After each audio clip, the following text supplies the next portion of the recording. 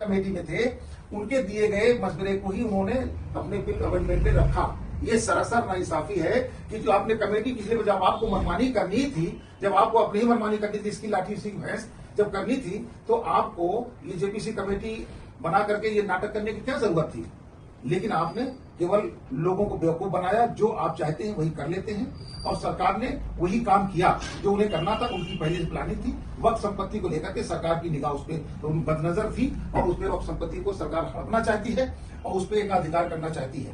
मैं बताना चाहता हूं कि जो वक्फ संपत्ति है, हमारे पुरखों ने जो वक्फ किया था, और ये कहा था कि जो हमारे कौम में जो गरीब मजलूम वंचित समाज के लोग हैं, ये वक्फ संपत्ति वो उनके लिए है, इस संपत्ति से वो लाभ उठा सकेंगे। लेकिन अफसोस की बात यह कि जब से ये बोर्ड बना, तब से बोर्ड का चेयरमैन हमेशा मुसलमानों में ऊंची जाति से रहा, और उन लोगों ने कमेटी के अंदर भी उसी तरह के लोगों को रखा, और रखने के बाद उन लोगों ने एकाधिकार वक्फ बोर्ड पर मनमाना किया, तमाम बेचा, तमाम संपत्तियां कब्जा किया, लोगों को गिफ्ट दिया, लोग गलत तरीके से सबको पकड़ा दिया। तो इस तरीके से मेरा कहने का मतलब यह है कि देश के अंदर सबसे ज्यादा जमीनें वो रेलवे के पास है। रेलवे में अब तक जो अधिग्रहण हुआ है वो 5% हुआ है, और दूसरे नंबर पे वक्फ बोर्ड है, वक्फ बोर्ड की संपत्ति है, और दूसरे नंबर जो वक्फ बोर्ड की संपत्ति है उसमें लगभग 30% जमीन कब्जे में चली गई, वो बाहर हो गई है, और डिफेंस है उसमें 5% हुआ।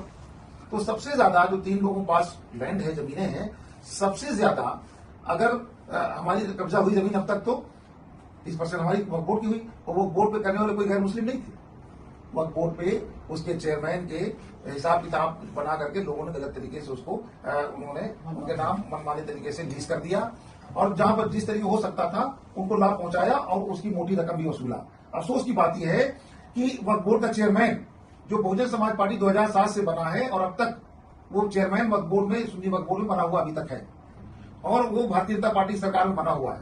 वो शख्स पूरी तरह से जमीनों को खुर्द-बुर्द करके सरकार को लाभ कहीं न कहीं पहुंचा रहा है, और वो सरकार के इशारे पर उसी बने रहने की सरकार के इशारे पर काम करता है। वक्फ बोर्ड के चेयरमैन के लिए मैं कहना चाहता हूं कि जिस तरीके से बाबरी मस्जिद का मसला आया, वक्फ बोर्ड के चेयरमैन की जिम्मेदारी थी कि 5 एकड़ जमीन धन्नीपुर में दिया गया, अयोध्या में।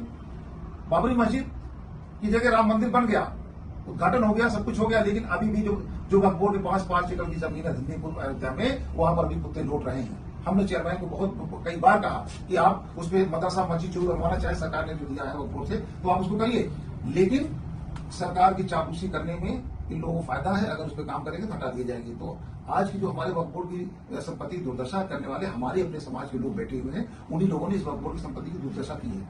इसलिए जो बची है, अब सरकार की भी काली निगाह उसमें पड़ गई है कि जो संपत्ति बेशकीमती जमीनें हैं, वो संपत्ति हमको मिल जाए, और हम मनमानी तरीके से नियम बनाते। अब उसमें एक गैर मुस्लिम मेंबर भी रख देंगे, वो ट्रिब्यूनल के अलावा अदर कोर्ट में भी आएगा। ऐसे जो उन्होंने नियम बनाए वो केवल सरकार के फायदे और मुसलमानों के हाथों से वक्फ की जमीन छीनने के सारे हथकंडे अपनाएंगे।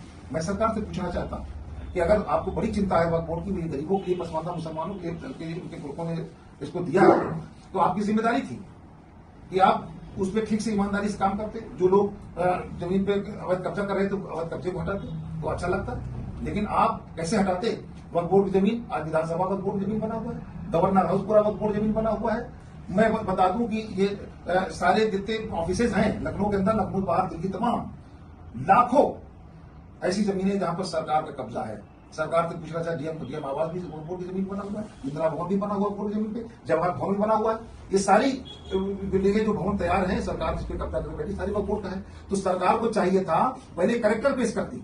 सरकार सबसे पहले कहती कि साहब ये वक्फ बोर्ड जमीन कुछ हमारे कब्जे में है, हम किराएदारी में थे, हम किराएदारी पहले नहीं दे पाए हैं, लीजिए, तब से अब तक की हम किराएदारी, पुराने किराएदारी से हिसाब से हम जो वसूल आपको दे रहे हैं, पेमेंट कर रहे हैं, और अब नए तरीके से जो नया बिल आप लोग नया पेमेंट निर्धारित करेंगे, हम उसमें रहेंगे। अगर होगा तो नियम खाली कर देंगे, इस पर हम रहेंगे। लेकिन सरकार को पहले अपनी जमीन वापस ना करके और उन वक्फ बोर्ड संपत्तियों पर सबसे पहले निगाह की, सबसे पहले करेक्टर खुद खाली करके देते, तब तो एक मिसाल बनता, तो करेक्टर पेश करते, तब लोग इस पर विचार विमर्श करते, लेकिन ऐसा नहीं किया। इसलिए हम चाहते हैं कि जो वक्फ संशोधन बिल पास हुआ है उसको लागू नहीं होना चाहिए। मैं इसका पुरजोर विरोध करता हूं, और आज उत्तर प्रदेश के लखनऊ ही नहीं, आज देश के लगभग 12 राज्यों में पसमानदा मुस्लिम समाज के लोग, चूंकि वक्फ बोर्ड की संपत्ति का लाभ पसमानदा तबके के लोगों के लिए मिलता और ये सरकार पसमानदा तबके के लोगों के लिए राम लाभ रही है।